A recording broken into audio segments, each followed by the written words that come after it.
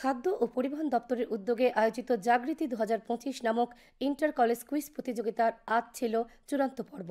রাজধানীর রবীন্দ্র শতবার্ষিকী ভবনে এই চূড়ান্ত পর্বের অনুষ্ঠানে উপস্থিত ছিলেন মুখ্যমন্ত্রী ডাক্তার মানিক সাহা, খাদ্য ও পরিবহন মন্ত্রী সুশান্ত চৌধুরী, বিচারপতি অরিন্দম লোধ সহ পশ্চিম জেলার জেলাশাসক এবং খাদ্য পরিবহন দপ্তরের বিভিন্ন আধিকারিকরা।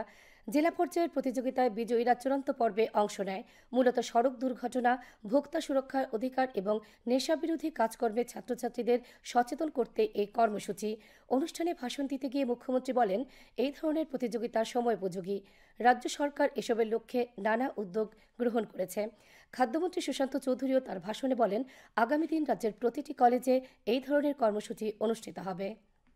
যদি আমাদের যুব সমাজকে, মানুষকে রক্ষা করতে হয়, তবে সচেতনতা ছাড়া আর কোনো ব্যবস্থা সেখানে নেই।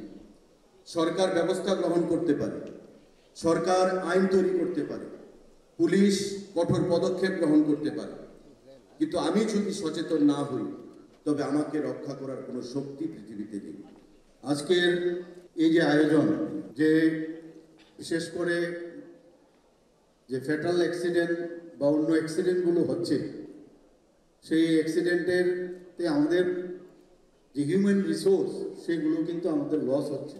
শুধু আমাদের রাজ্যের না, সারা ভারতবর্ষে আমাদের এই হিউম্যান যে রিসোর্স আমরা কিন্তু হারিয়ে ফেলছি। আমাদের ক্রেতা সুরক্ষার ক্ষেত্রেও যদি আমরা বলি যে আমরা যারা ক্রেতা বা গ্রাহক, সবার যে তার যে কিভাবে আমাদের চলা উচিত, সেই বিষয়েও সচেতনতা প্রয়োজন।